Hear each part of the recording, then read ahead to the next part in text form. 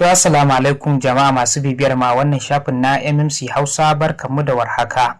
Kuma sannanmu da sake saduwa da kowa cikin wani sabon shiri na bitan labaran makon jiya. A cikin labaran na wannan lokaci za ku da cewa tsohon gwamnan jihar Kaduna Malam Nasiru Ahmad El-Rufai ya cika kwanaki 104 a hannun hukumomin Najeriya. Tsoffin jami'an hukumar shige da fice ta Najeriya sun maka shugaban hukumar a kotu. Duk a cikin labaran za ku ji cewa an sami raguwar waɗanda suka kamu da cutar zazzabin lasa a Najeriya idan aka kwatanta da shekarar 2025.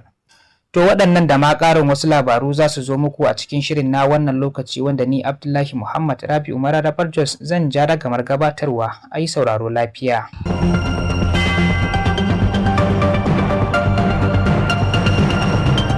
To madalla. A yau Lahadi, tsohon gwamnan jihar Kaduna Malam Nasiru Ahmad El-Rufai ya cika kwanaki 104 a hannun hukumomin Najeriya. An dai tsare tsohon gwamnan ne tun a ranar 16 ga watan Fabrairun shekara ta 2026 domin ya amsa gayyatar hukumar yaƙi da cin hanci da rashawa ta EFCC.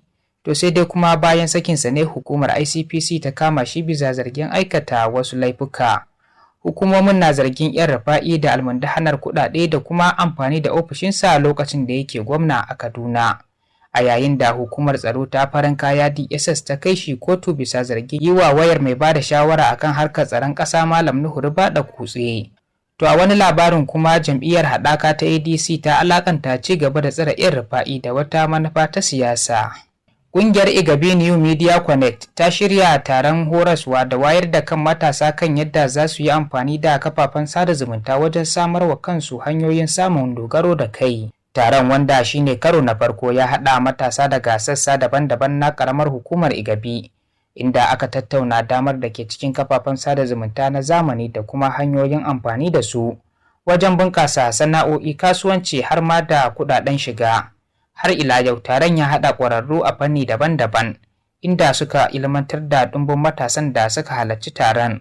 Waɗanda suka shirya taron sun nuna godiya da jin daɗi bisa yadda aka ba su haɗin kai wajen gudanar da taron, tare da yi musu albishirin cewa za su ƙara inganta taron a karo na biyu. Shugaban ƙasa Bola Ahmad Tinubu ya bayyana cewa cire tallafin man fetur da gwamnatinsa ta yi ya hana ƙasar faɗawa cikin matsanancin rashin kuɗi, tare da shimfiɗa tubalin farfaɗo da tattalin arziki a hankali, yayin da yake karɓar bakuncin gwamnonin jihohi domin bikin cika shekaru 3 akan karagar mulki. Shugaban ƙasar ya amince cewa matakin ya kasance mai wahala kuma mai raɗaɗi ga wasu da dama daga cikin 'yan Najeriya, amma ya jaddada cewa ya zama dole domin kaucewa durƙushewar harkokin kuɗaɗen gwamnati. To kuna shan labaran ne daga shafin MMC Hausa, haka zalika za ku iya bibiyar mu ko karanta labaran da muke wallafawa a shafukanmu na Facebook, YouTube, TikTok har ma da WhatsApp. Akalla tsoffin jami'ai 176 na hukumar shige da fice ta Najeriya sun shigar da ƙara a gaban kotun ma'aikata ta ƙasa da ke babban birnin tarayya Abuja kan zargin hana wasu haƙoƙinsu na ritaya. Masu ƙarar ƙarƙashin jagorancin Alabaka Betty Ajoma sun maka Olumbunmi Tunji Ojo, babban kwantarolan hukumar shige da fice ta Najeriya, da wasu jami'an gwamnati 4. Suna zargin su da ƙin cika tanade-tanaden aikin da aka wallafa a kundin dokokin hukumar na shekarar 2015. A cewar su, dokokin sun tanadi cewa jami'in da ya ritaya a mukamin kwantarola yana da haƙƙin samun mota guda ta aiki da kuma ma'aikatan gida 5. Sai dai kuma sun ce waɗanda ake ƙara sun ƙi bayar da waɗannan haƙoƙi ko kuma kuɗaɗen da suka yi daidai da su. Cibiyar daƙile cututtuka ta Najeriya wato NCDC ta bayyana cewa adadin sabbin masu kamuwa da cutar lasa ya ragu daga 22 zuwa 17 a cikin mako na 19.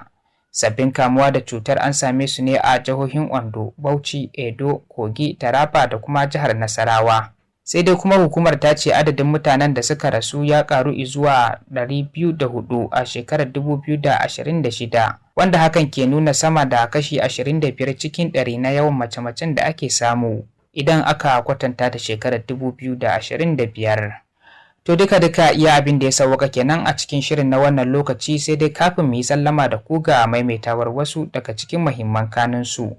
Tun da fari kun ji cewa tsohon gwamnan jihar Kaduna Malam Nasiru Ahmad El-Rufai ya cika kwanaki 104 a hannun hukumomin Najeriya. Tsoffin jami'an hukumar shige da fice ta Najeriya sun maka shugaban hukumar a kotu. Duk da a cikin labaran kun ji cewa an sami raguwar waɗanda suka kamu da cutar zazzabin lasa a Najeriya idan aka kwatanta da shekarar 2025. To yanzu kuwa a madadin ilahirin ma'aikatan MMC Hausa da suka taimaka wajen kammaluwar shirin.